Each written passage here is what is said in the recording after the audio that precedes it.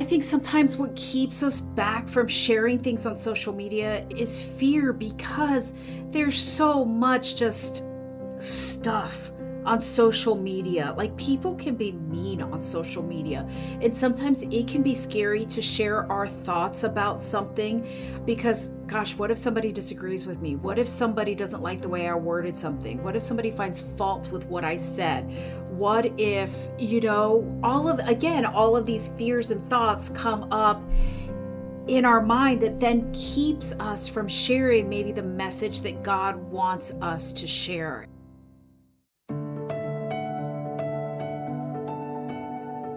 You're listening to God Hears Her, a podcast for women where we explore the stunning truth that God hears you, He sees you, and He loves you because you are His. Find out how these realities free you today on God Hears Her. Welcome to God Hears Her. I'm Erin Eddy. And I'm Elisa Morgan. Social media has become an important part of our daily life. We can spend a lot of time scrolling through apps or making posts to share with loved ones, but how do we share Jesus on social media? How can we be someone worth following ourselves? Today, we're talking with Dr. Jen Bennett, a social media expert. Dr. Jen is a strategic communication professor at Indiana Wesleyan University who equips college students to discover their voice, develop their expertise, and lead with influence to impact culture for Christ. She has coached various entrepreneurs, ministries, and college students in social media, personal branding, marketing, and public relations. She's also the author of the book #BeWorthFollowing. Okay, let's learn more from Dr. Jen on this episode of God Hears Her. I'm so excited to introduce Dr. Jen Bennett on our show today and learn from her. Welcome Dr. Jen. Yeah. I am so excited to be here. I have a personal agenda about talking on social media and communication and leadership and equipping this generation to talk about the Lord. But I guess before we get into all those things that's on your heart, I want to know about your story. Where are you from? Where do you live right now? Yeah. And where did you come from? Okay, so yeah, that's a great question. So I am originally from Miami, Florida.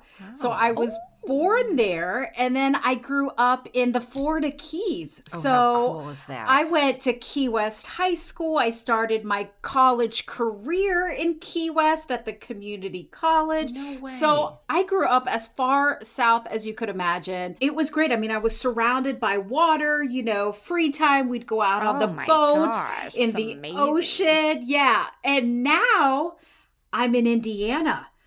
A state I never imagined being in. And I'll never forget when God opened up the position for me to come to Indiana Wesleyan University, where I currently teach strategic communication courses. After we came and we saw the university and all of that, at the time we were living in North Carolina. I was at another university. We're driving out of Indiana, my husband, my son, and I just start crying, just bawling my eyes out. And the reason being was because I knew that God was calling us here to Indiana, but I had to give up some of my fears, my ideas, all of that kind of stuff. And God heard me. And God has been so faithful to me and my family here in Indiana. We've had a great 2 years here. And now I just tell people I traded in the ocean and skyscrapers for cornfields. So here we are. That's beautiful. I can't remember. I think it might be Sarah Plain and Tall. Yeah, I think she moved to, I think it was Iowa. And she was from Maine, the character in this novel/TV movie with Glenn Close. And she ended up mourning the ocean. And one day she was walking out on the plains and she saw the movement of the wind across the wheat and everything else. And she saw an ocean of wheat. And I love that, how God just beautifully meets our needs. But I digress. Thanks for sharing that. Well, I will say, though, to just add to that point, Elisa, I think sometimes we can feel like we're out of God's plan if it looks different than what we expected in our heart, right? Dr. Jen, when you say that, I mean, you have to mourn where you're coming from before you can fully find joy in the thing that you've been given next. That's right. And that's hard to come to grips with. Oh, yeah. It was hard. That first year here, we moved during COVID. And so, here we are moving to a new state, a new atmosphere, a new culture. We know one couple in Indiana. Yeah. That was it. And so even when we got here, we couldn't go to church in person. We were watching it online. And quite honestly, we were watching our old church in North Carolina. So that didn't help because I was like, oh, North Carolina and this and that. So so probably the first year here, we mourned that. And we had to go through that mourning process. But then God just continued to show us the way he was working here and what he's doing here. And we all have a really wonderful peace about being here. And it just reminds me always that God not only hears us, but he truly knows what's best for us. That's gorgeous. I have a few strategic conversations I need to have, Dr. Jen. So take me to school. How did you get involved in that? I'm so curious about your story. Yeah, again, it's interesting. I was finishing up my degree at the university, my undergrad degree, and it was in communication and PR. And when I was in college, I didn't know what God was going to do. I just had this strong calling to be in ministry. And at that point, I did not know what that looked like. And while I was at university, I felt like God was calling me to go to Bible school or seminary. So I went off to Texas. I went and got my master's degree from seminary. And it was during that time that I got involved in youth ministry, something that I didn't think I would do, but I did it. And I did it for a few years. And then before I knew it, I got into teaching. I was teaching middle school students in the public school. I was teaching high school students at a private school. And then I was a school administrator. And so I did that for a while. And then I had my son and I was like, well, I think I want to be home with my son. So I resigned from my teaching position, came home, and that's when social media and online communication really started blowing up, quite honestly. It was gaining popularity. And what I soon realized was that I really enjoyed this whole new way of communicating and how people were communicating with each other through websites, through email, through social media specifically. And so I came home with my son and I was like, I really like being home with my son, but I think I still want to do some work. And so God opened up doors for me to dig back into my communication roots, but in a new way, because when I was in college, there wasn't social media. And so here I was, and here was God leading me in this new direction of communication, something I thought that really I would never do. And before I knew it, he started opening doors for me to help businesses, ministries, leaders, entrepreneurs, churches with their online profiles and communication. And so I did that. I started speaking at conferences. I wrote a book about it. God just took me in this new direction. He gave me the desire of my heart to be home with my son while doing this. And then when my son got older, I realized I wanted to go back into the workforce and knew that I loved teaching and just felt like that's what God had for me. And so God opened up the door for me to get on college campuses. And so here I am now teaching about strategic communication based off of the experiences that God allowed me to experience. And now I get to help future students who want to do this and not only use their degree for communication, but also, because I teach at a Christian university, but also help them to use their gifts, skills, and talents to impact this world for Christ. That's awesome. You know what I love about this conversation, just even at the beginning of it, is that we've had conversations about social media before and just this tension and anxiety that can come with it and the trials and parenting with it and just the negative impact it can have on us. But then there is this world of beauty that you can find with it. where you learn how to share your story and inspire and encourage other people in that space. I just love that you are speaking to that. Yes, absolutely. And I would say there's like this balance. We tend to hear all the negative stuff, and there is a lot of negative stuff on social media, but there's also beautiful parts to it. Like, I've been able to connect with people all over the world that I otherwise would not be able to connect with, people that I would have never have had the opportunity to get to know. And that is one of the things that I absolutely love about it, is the connections. The other thing that I love about it is that as Christ followers, we have an incredible opportunity to impact the lives of others and to help lead them to the heart of God. And, you know, this is where people are going. They're going to social media. And so if we have the opportunity to share through our words, through our posts, through our pictures, through our videos, encouragement, and even our stories of how God is working in our lives, we can see some incredible things done in the lives of others. It might just be the encouragement that somebody needs. And so that's one part of it from a personal stance. And then from a professional stance, and this is what I tell my students also, is that you have the opportunity to begin sharing your thought leadership right now. Like, you don't have to wait till you're an expert or you think you're an expert, which I don't think any of us ever feel like we're an expert, because we're constantly learning every day. But it really gives you the opportunity to not only share your thought leadership, but then connect with people who may just one day open a door of opportunity for you as you're making these connections. So it's such an easy everyday on-ramp for us. When you're talking about using social media and this on-ramp of equal opportunity for everybody, whether you're super trained or not, to share what you called your thought leadership, and I want to hear more about that. It feels like so accessible, and like everybody anywhere can be an influence in ministry. Can you dig into that a little bit and maybe your journey and thinking there? Absolutely. I love sharing about this. So yeah, when I was younger, my idea of ministry was church ministry. And what God has shown me through the years, from being a middle school teacher, high school teacher, school administrator, conference speaker, book author, someone who's helping a variety of businesses and organizations with their online profiles, and then teaching at a secular university. I don't even like to use the word secular, but, you know, not a Christian university. And now a Christian university.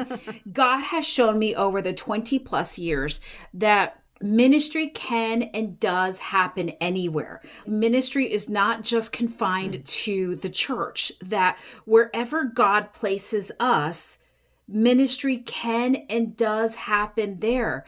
That's one of the things I'm very passionate about. That's why I started my own podcast, is because I want women to hear the stories of other women who are in the marketplace and who are doing incredible things through their gifts, skills, talents, voice, influence, leadership, and how they are impacting culture for Christ in ways that maybe they didn't even know that God would use them. And I want women to know that, again, they're not alone, and God can and will use them wherever He has placed them. Fabulous. Thank you. That helps so much. You speak that so boldly and confidently. And I would imagine that you've had to fight off doubt and lies to come to that so boldly and confidently. Can you speak into that? Oh, yeah. I feel like this has been my whole life.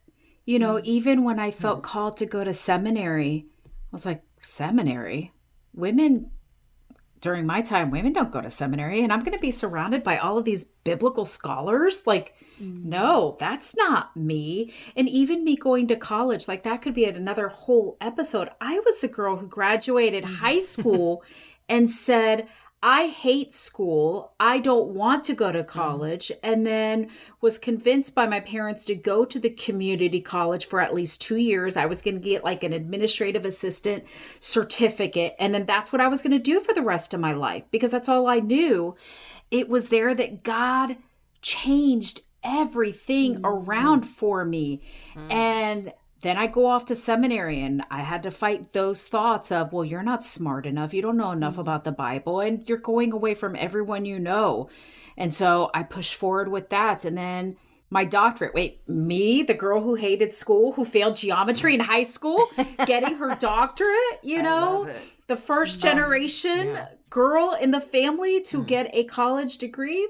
No, Jen, you can't do that. And lo and behold, it happened. And then a college professor? Wait a minute. Like, no, that's not you. And so, yeah, I have had to fight those thoughts, imposter syndrome, all of it, my whole life. I'm so grateful for your honesty because it's real and we all struggle with it. And, you know, when you were sharing earlier about how we have an opportunity to influence and inspire people on a daily basis and practice thought leadership online, imposter syndrome, I believe, stops us from doing that. Who are we to do that? Well, we don't have enough experience, or we aren't experts, or, I mean, I can be in a field for 10 years and still think, nope, I can see somebody else that's been in it for 20 and they should be speaking, not me. And it silences my voice to use it through social media specifically. That honestly has been such a struggle of mine. Yeah. I just love that you're speaking. And I love that you're empowering this generation to see that they have the opportunity to speak into that. Yeah. And I really, you know, I think sometimes what keeps us back from sharing things on social media is fear, because there's so much just stuff on social media. Like people can be mean on social media. And sometimes it can be scary to share our thoughts about something because, gosh, what if somebody disagrees with me? What if somebody doesn't like the way I worded something? What if somebody finds fault with what I said? What if, you know, all of these fears and thoughts come up in our mind that then keeps us from sharing maybe the message that God wants us to share. And so that is my hope, is that as a college professor and that as I interact with people, that I would just be that encouragement, that other voice that is speaking life into them and letting them know that God has given you a voice for a reason, and God has given you your specific experiences, your specific story, your specific message, not to keep to yourself, but to encourage the lives of others. And so will there be people that might come against you? Yeah, there might, but don't let that keep you from what God is doing in your life, because there is somebody out there that needs to hear what you have to say. You know, I think a lot of people, in addition to imposter syndrome, which is so powerful, and we really need to push against that. You know, I think a lot of times we have other lies that influence us, like, you know, I have 4 friends. That's all I have on social media. So I don't have an audience. And so why should I say anything? What would you say to that? So one of the things in my college classroom, we talk about influence, and we talk about how the world defines influence and how God defines influence. The world is all about being known, being a celebrity, having thousands of followers online, having a book, being on a stage, all of that kind of stuff. But yet, if you look through the pages of the Bible, God used the very most unlikely people to influence this world. I think about the woman at the well, and we go through this story in my class. Here we have a Samaritan woman who has an encounter with Jesus. She comes to the well in the middle of the day because nobody wanted to be around her. She was an outcast. And here we have Jesus talking to this woman, which, as we know, that was not supposed to happen. And when people were traveling, they avoided Samaria, but Jesus went to meet this woman, and she had an encounter with him, so much so that she went back and influenced her entire village. I love that. And that's what I love. When we look in the Bible, God, that's who God uses. Moses, who didn't think he could do anything, God used him. King David, who had sin in his life and did some things that were not so great, God used him. Paul, like, Esther, an orphan girl. So there's a big difference between worldly influence and kingdom influence. And we don't have to have the big numbers. We don't have to be known. We don't have to have the book. We don't have to speak perfectly for God to use us. God's just looking for a willing heart. And if your heart is open, He's going to use you.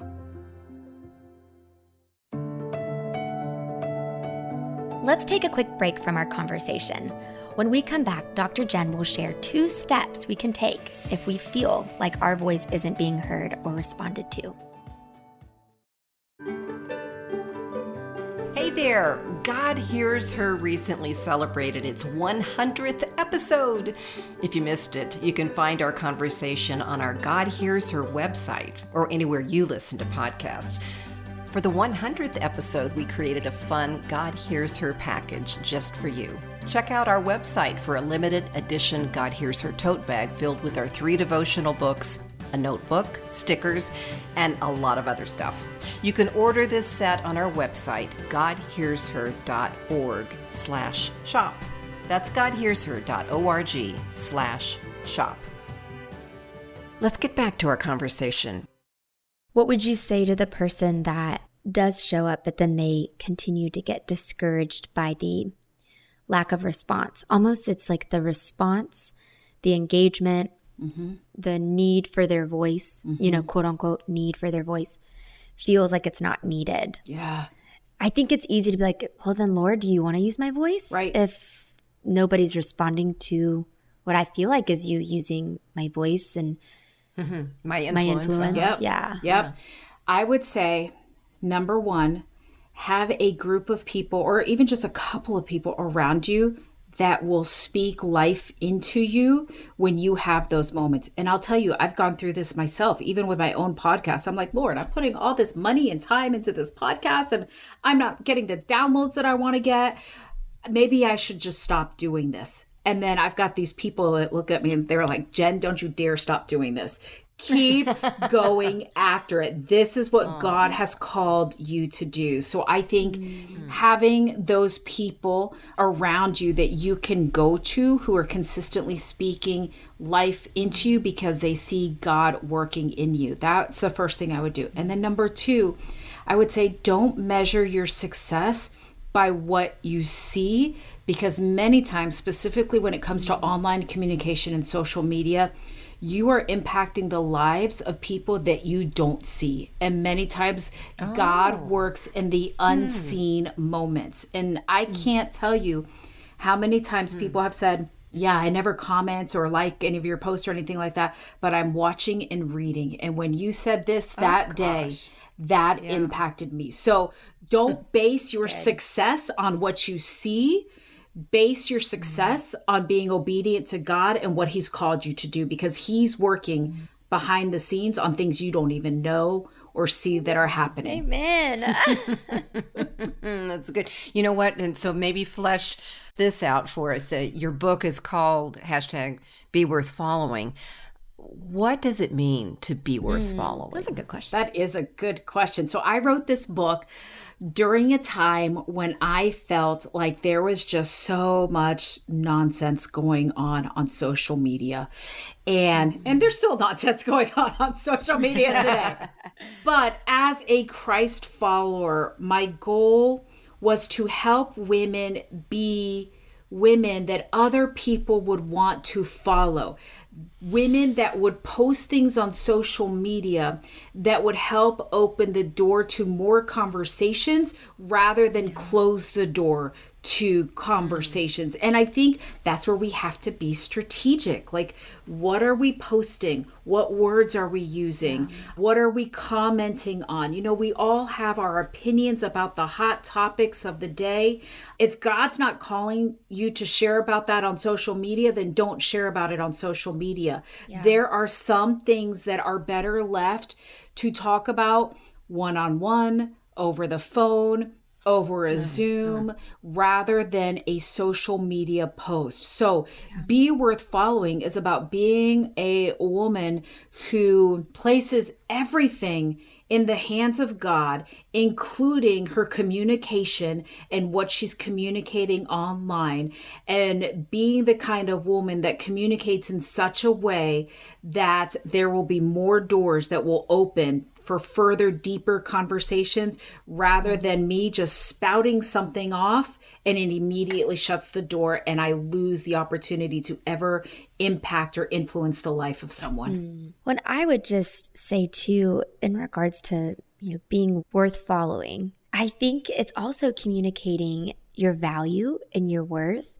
And when you do that, it doesn't come from a arrogant, boastful, prideful way of living. It comes from a accepting of God's love and how that has transformed you. And you do that in different mediums. And I think that sometimes we forget, no, it's just sometimes just showing and reflecting back what God is doing in our life. That's what's worth following, is just pointing it back to him and the value that we have. Absolutely. Because of his love for us. Yes. And when you're posting something, I think we always have to ask, where in my heart is this coming from? Is it to try to prove that I'm right? Is it to manipulate, hoping that that person will see what I'm posting here because it's geared towards them? Like, what it's is passive aggressive? Yes, exactly.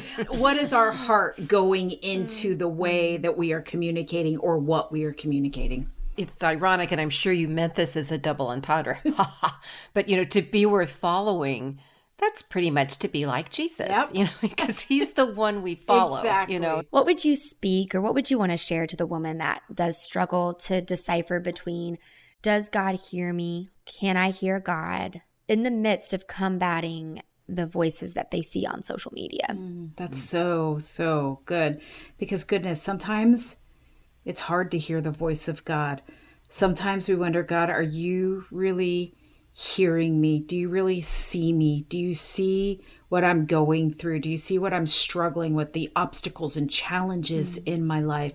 And so the encouragement that I would share with them is to keep going, because I can promise you, even in those moments, those wilderness moments where it feels like God is nowhere to be found, he is there.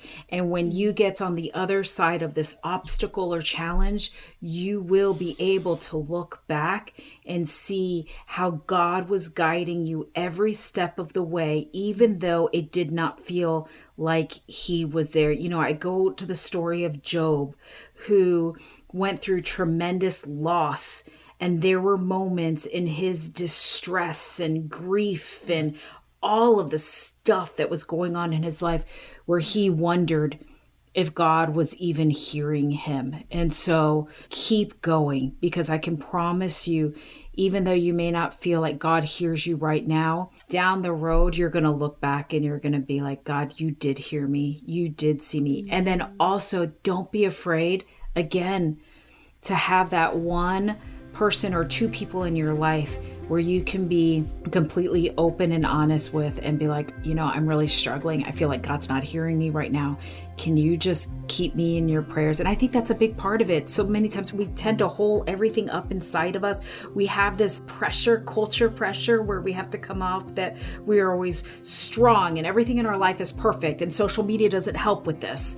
Reaching out to somebody and asking for their prayer or for their help is a sign of weakness. And I think that's something we have to push to the side and know that life happens in community. So don't be afraid to reach out to those people that you trust, those people that love you, that will have your back and that will pray for you as you navigate this season of life.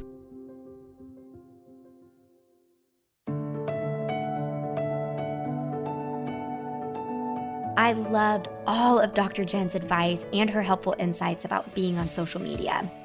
Well, before we close out today's episode of God Hears Her, we want to remind you that the show notes are available in the podcast description. You can also find a link to learn more about Dr. Jen and buy her book, #BeWorthFollowing. Plus, you can connect with Elisa and me on social. You can find these links when you visit our website at godhearsher.org. That's godhearsher.org. Thanks for joining us. And don't forget, God hears you, He sees you, and He loves you because you are His. Today's episode was engineered by Ann Stevens and produced by Jade Gussman, Mary Jo Clark, and Daniel Ryan Day. We also want to recognize Kathy and Peggy for all their help and support. Thanks, everyone. God Hears Her is a production of Our Daily Bread Ministries.